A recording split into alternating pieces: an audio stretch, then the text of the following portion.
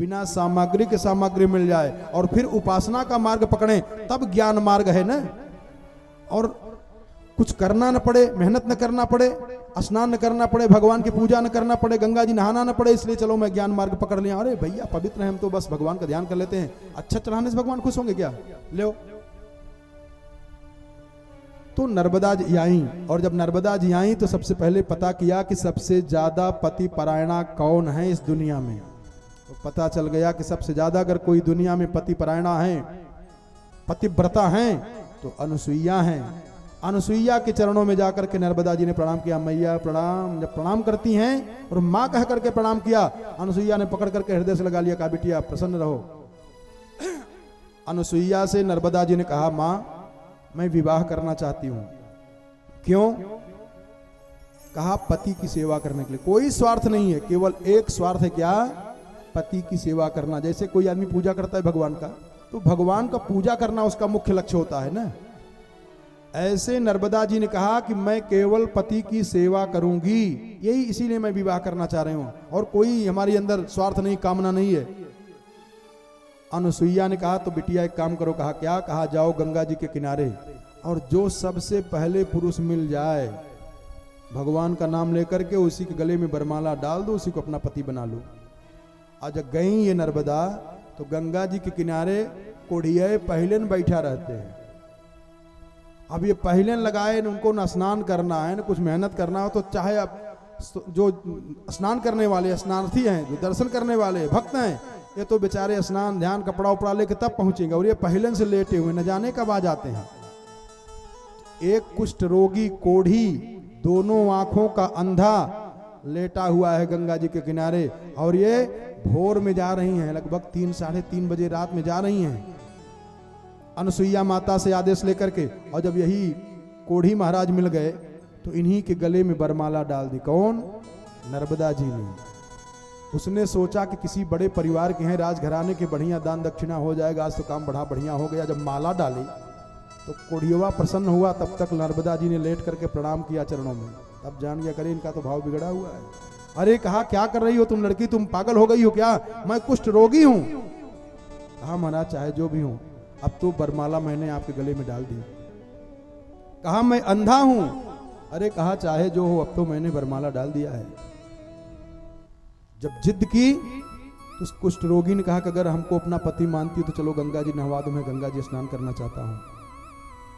उस कुष्ठ रोगी अंधे को नर्मदा जी ने कंधे पर बैठाई और लेके चली गंगा जी नहवाने के लिए। और एक सिद्ध महात्मा बैठ करके तपस्या कर रहे थे, और वो जो कोढ़ी था उसका कोढ़ गल करके गिरता था, बड़ा गड़बड़ वाला कोढ़ था। और कोढ़ जब गिरने लगा गल करके, तो वो जो तपस्वी बैठे थे उन तपस्वी के ऊपर वो कोढ़ी का कोढ़ गल करके गिर गया, तो आग बबूला हो गए। ए देखता नहीं है क्या, मेरे ऊपर गिरा दिया, जा तुझको श्राप देता हूं, सुबह होते मां सूर्योदय होने के पहले पहले अगर सूर्योदय हुआ तो तू मर जाएगा। नर्मदा जी ने कहा महाराज ये क्या कह रहे हो आप? कहा अंधा है, देखा नहीं, मेरे ऊपर गिरा दिया। कहा महाराज सही सही अंधा है, ये देख नहीं पाए, क्षमा कर दीजिए। नर्मदा जी ने कहा अभी अभी मैं इनके गले में वरमाला डाल करके अपना पति बनाई हूं। बहुत बार निवेदन किया नर्मदा जी ने, प्रणाम किया, लेकिन वो बाबा जिद्दी। कहा ना मैंने श्राप दे दिया तो दे दिया, सूर्योदय होगा तो ये मर जाएगा। नर्मदा जी ने उनके सामने कमंडल से जल लिया गंगा जल, और लेकर के एक मन से संकल्प पढ़ दिया कि सूर्योदय हो ही नहीं। और जब ऐसा कह करके जल छोड़ दिया तो सूर्योदय बंद हो गया, सूर्योदय हो ही नहीं रहा है। सब परेशान हो गए, भगवान सूर्योदय नहीं हो रहा है, क्या करूं? तो देवताओं ने पता किया कि सूर्योदय हो क्यों नहीं रहा है। किसी ने बताया कि नर्मदा जी ने संकल्प पढ़ करके जल छोड़ दिए इसीलिए नहीं हो रहा है। तो कहा नर्मदा तो मानेगी नहीं। ये मानेगी किसकी बात? तो पता चला कि अनुसुईया जी को इन्होंने अपनी माँ मान लिया है। अनुसुईया से अगर कहा जाए तो अनुसुईया कहेंगी तो मान जाएंगी। देवता लोग आए अनुसुईया के पास और अनुसुईया से कहा कि माँ आपकी जो लड़की है नर्मदा, इन्होंने गंगा जल लेकर के संकल्पित से संकल्प पढ़ दिया है कि सूर्योदय होने न पाए, बताओ दुनिया के लोग कैसे रहेंगे। अनुसुईया ने नर्मदा जी को बुलवाई, बिटिया इधर आओ। नर्मदा आई, कहा क्यों सूर्योदय नहीं होने दे रही हो? कहा माँ सूर्योदय होगा तो एक बाबा ने श्राप दे दिया है कि मेरे पति की मृत्यु हो जाएगी, मैं विधवा हो जाऊंगी। अनसुईया ने कहा कि मैं कहती हूं बिटिया सूर्योदय कराओ। रोने लगी नर्मदा, मां मैंने आपको मां कहा है, कोई मां चाहेगी कि मेरी बिटिया विधवा हो जाए? अनुसुईया कुछ नहीं बोली। नर्मदा जी रोते हुए कहा अगर आपकी इच्छा है कि मैं विधवा हो जाऊं तो लो माता जी आपकी बात मैं मान करके सूर्योदय कराती हूँ। पुनः जल लिया और जल लेकर के मानसिक संकल्प करके ज्यों जल को छोड़ी, जल छोड़ते मान सूर्य का प्रकाश धरती पर आया और वो अंधा गिरा, धड़ाम से मर गया। नर्मदा जी उनकी लाश पर गिर करके रोना चाही, चिल्लाना चाही, तब तक अनुसुईया ने दूर से ही कहा कि उठ के बैठ जाओ। वो अंधा उठ के बैठ गया, उसकी दोनों आंख की रोशनी भी प्राप्त हो गई। अब तो भाई देवताओं में जय जय होने लगा। जय हो अनुसुईया महारानी की, जय जयकार हो, जय हो जय हो। अब नारद जी तो एकदम गदगद हो गए और नारद जी के अंदर एक परिहास की भावना जगी कि आज जाकर के जरा थोड़ा संसार में एक नया समाचार बताऊं। पहुंचे जाकर के भाग करके कैलाश पर्वत पर भगवती अम्बा पार्वती बैठी हुई थी। कहा जय हो अनुसुईया महारानी की, जय जयकार हो। स्त्रियों का स्वभाव हो ही करता है कि दूसरे का बखान जल्दी सुन नहीं पाती है। पार्वती जी ने कहा कि क्या हो गया? अनुसुईया का अरे कहा जरा नीचे देखो तो। अगर नीचे देख नहीं है तो सब जहां देखो तहां अनुसुईया की जय हो, अनुसुईया महारानी की जय हो। वहां से जय बैकुंठ में लक्ष्मी जी के सामने अनुसुईया की जयकारी बुलाएं। लक्ष्मी जी को भी लगा करे मेरी रहते हुए अनुसुईया की जयकारी। ब्रह्मा जी के यहां गए, सरस्वती के सामने कहे, वो भी चिढ़ गई। अच्छा अभी मैं मजा दिखाती हूं। जब तीनों देवियों के पति आए तो शंकर जी से पार्वती जी ने कहा आज तक आपसे कुछ कही नहीं हूं, एक बात कह रही हूं, इनकार मत करना। कहा क्या? कहा अनुसुईया का बड़ा नाम हो रहा है। कहा हाँ हो तो रहा है, हम भी सुने। कहा उनको जाओ छल आओ, ऐसा छलो भैया नाम बदनाम में हो जाए। और उधर लक्ष्मी जी ने विष्णु भगवान से कहा, सरस्वती जी ने ब्रह्मा जी से कहा, तीन के तीनों विचार बनाए कि कैसे अनुसुईया को ठगा जाए। वो अनुसुईया है, ध्यान देना। आज तीन के तीनों देवता साधु बन गए। सुंदर तो वैसे ही, साधु बन गए तो भगवान ही जाने। और लंबा दूर से ही आवाज गया, अलख निरंजन। कुटिया के पार से आज जोर से आवाज लगाए तो कुटिया में से निकली अनुसुईया महारानी और तीनों बाबाओं ने कहा भिक्षाम देही। भिक्षा लेने के लिए निकली अनुसुईया। कहा ये भिक्षा नहीं, भोजन करना चाहता हूं। अरे कहा महाराज ये तो मेरा सौभाग्य होगा कि आप जैसे महात्माओं को मैं अपने हाथ से भोजन बना के खिलाऊं। कहा लेकिन हम बड़ा व्रती हैं, नियम करने वाले हैं, सबके यहाँ भोजन नहीं करते हैं, सबके हाथ का भोजन नहीं करते हैं। तो कहा महाराज बताइए हमारे लायक आदेश करें। तो तीनों ने कह दिया कि आप निर्वस्त्र होकर के हमको गोद में बैठा करके भोजन कराइए, तब भोजन करूंगा। अब अनुसुईया के सामने धर्म संकट आ गया, लेकिन धन्य है मैया अनुसुईया। और गंगा जल हाथ में लिया, संकल्प मानसिक किया, संकल्प वो अभी बताऊंगा। और जब हाथ में जल लेकर के मानसिक संकल्प करके इन तीनों देवताओं के ऊपर जल का छींटा मारे तो जैसे 6 महीने का छोटा बालक हो जाता है ना, ऐसे ही तीन के तीनों देवताओं की सारी शक्तियां गायब हो गई, छोटे छोटे बच्चे हो गए। अरे माता अनुसुईया ने डारी दियो पालना। इनकी दशा ये हो गई क्या? जो कोई सृष्टि की रचना करता था, कोई पालन करता था, कोई संहार करता था, लेकिन दशा क्या हो गई? कहा माता अनुसुईया ने डारी दियो पालना। दीन देव झूल रहे बन कर के लालना। दीन देव झूल रहे बन कर के लालना। माता अनुसुईया ने डारी दियो पालना। दीन देव झूल रहे बन कर के लालना। दीन देव झूल रहे बन कर के लालना। झूल रहे बन कर के लालना। जय हो।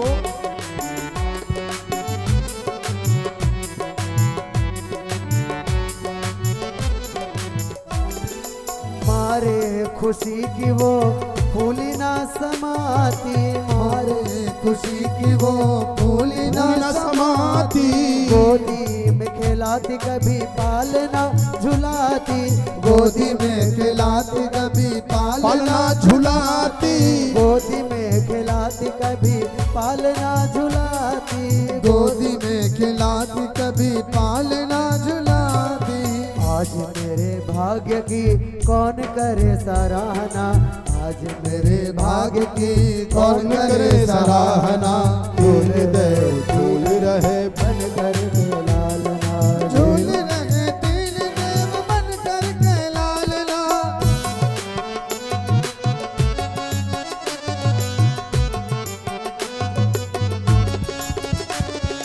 बालकन की भांति प्रभु रुदन मचाए, बालकन घात प्रभु रुदन मचाए, बालकन की भांति प्रभु रुदन मचाए, बालकन की बात प्रभु रुदन मचाए। ब्रह्मा विष्णु महेश संकेत बताए, ब्रह्मा विष्णु महेश संकेत बताए।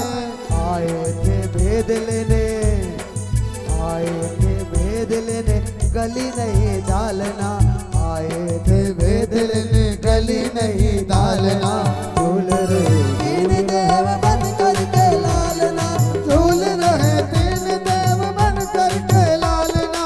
माता अनसुईया ने डाल दिया पालना, माता अनसुईया ने डाल दिया पालना, झूल रहे तीन देव बन कर के लालना, झूल रहे तीन देव बन कर के लालना, झूल रहे तीन देव बन कर के अरे आज पड़ा भारत की नारी से सामना। अभी तक तो एंग्लो इंडियनों का इन्होंने नाक कान काटा है, बहुत कुछ कर दिया है, लेकिन आज पड़ा भारत की नारी से सामना। वो तीन देव झोल रहे बन कर के लालना। कहते हैं महर्षि जी कि राघव प्रीतिदानेन तपस्विन्या जहर्ष च।